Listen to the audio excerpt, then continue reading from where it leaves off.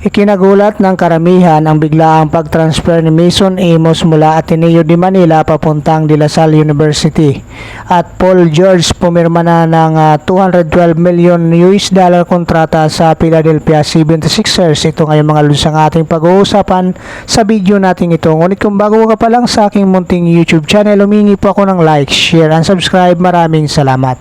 So ayon nga sa balita ng Spin.ph ni John Mark Garcia, Mason Amos make shock Ateneo to La Salle transfer. So hindi may kakailangan mga lods na itong si Mason Amos ay kilala nga dahil sa paglalaro nito para sa Gilas, Pilipinas. Kaya ang future Ateneo superstar na si Mason Amos ay ginulat nga ang lahat dahil dito sa kanyang biglaang pagdedesisyon na pag-transfer mula sa Ateneo de Manila papunta dito sa rival team ng kanyang team na De La Salle University. So hindi may kakailangan mga lods na masasabi natin na talk to the town nga itong kanyang naging decision dahil itong si Mason Amos nga ay kilala nga dahil sa paglalaro nito sa Gilas, Pilipinas at kasalukuyan nga itong mga lods sa mga ni Coach Tim Con para sa paghahanda sa Olympic qualifying tournament sa Riga, Latvia. So mula dito nga mga lods, ayon nga dito sa report ni John Mark Garcia, in a seismic move that caught UEP by surprise, Ateneo and Gilas ace Mason Amos will move to a greener pasture literally and join the Blue Eagles our tribal La Salle. So matatandaan natin mga lods na maganda nga ang naging contribution nitong si Mason Amos dito sa Ateneo de Manila, kung saan nga mga lods itong si Mason Amos ay nag-average nga ito ng 15.5 minutes na average sa playing time nga niya dito sa UEP season 86 nung naglalaro nga ito dito sa Ateneo de Manila. At ito nga namang mga lods ay nag-average nga siya dito ng 8.87 points per game at saka 3.4 rebounds per game at mayroon pa siyang 0.93 assist per game. So ito lahat ay sa 16 games niya sa Ateneo de Manila, kasama dito nga mga lods yung fourth seed play off na panalo nila kontra sa Adamson at saka yung final four loss naman nila kontra sa University of the Philippines Fighting Maroons.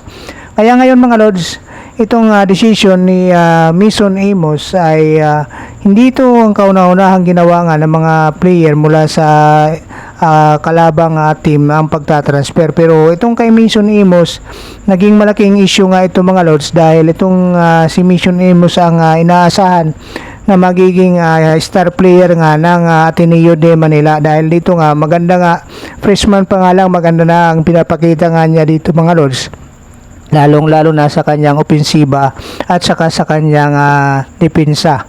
At isa pa dito mga lods, malakas nga itong si Mason Amos, lalong-lalo na ang mataas yung kanyang 3-point shot percentage nga mga lods, mayroon siyang 42.86%. Ito nga mga lods ay pumapangalawa sa kabuuan ng liga ng season 86. So mataas nga ito mga lods yung 42.86 at pang-anim naman ito mga lods sa pagdating sa free throw na mayroon siyang 75.68%. So dahil dito nga mga lods, ito yung mensahe ngayon ni Mason Amos.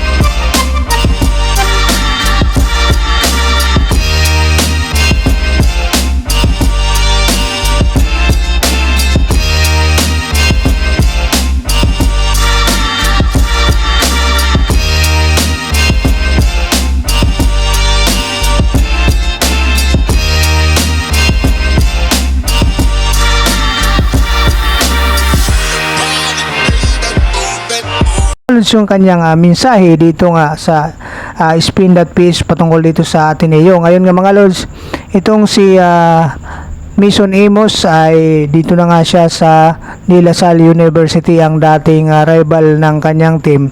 So ito nga mga lods ay may mensahe nga si SG Bilangel, ang dating Ateneo. Sabi pa nga niya, wala na bang pride mga players ngayon? So ito nga mga lords, karugtong na balita nito, with the UEP proposed rule change on student athlete transfers, it remains uncertain whether Amos will have at least 3 more playing years for the Blue Eagles. So dito nga mga lords, hindi pa sigurado kung makakapaglaro agad ditong si Mason Amos dito sa De La Salle University, dahil dyan nga mga lords sa student athlete rule ng UEP na kailangan nga may residency pa nga itong bago nga at makapaglaro yung isang player na nag-transfer. So ngayon mga lords, punta naman natin itong report tungkol naman ito sa NBA, itong spin.ph.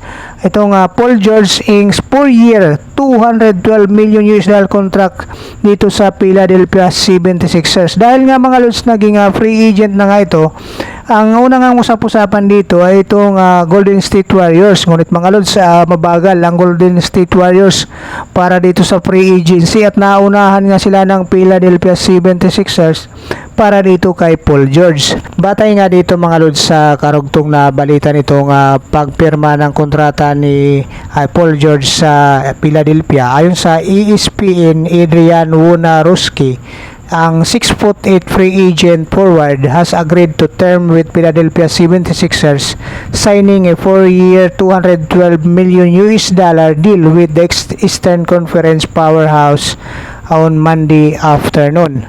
So ito nga mga lords ay mainitinit pa ngang balita na itong si Paul George nga mga lords ay tuluyan na ngang sumapi para dito sa Philadelphia 76ers.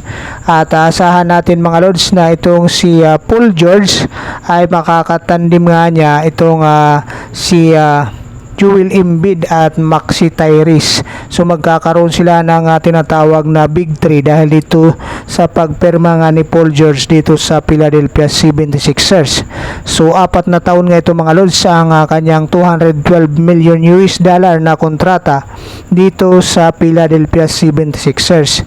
So matatandaan nga mga lords na maganda nga ang naging performance nitong si Paul George sa Clippers, kung saan nag-average siya dito ng 22.6 points, 5.2 rebounds, 3.5 assists at mayroon siyang 1.5 steal. Last season nga ito mga Rods, averages nga nitong si Paul George dito sa LA Clippers.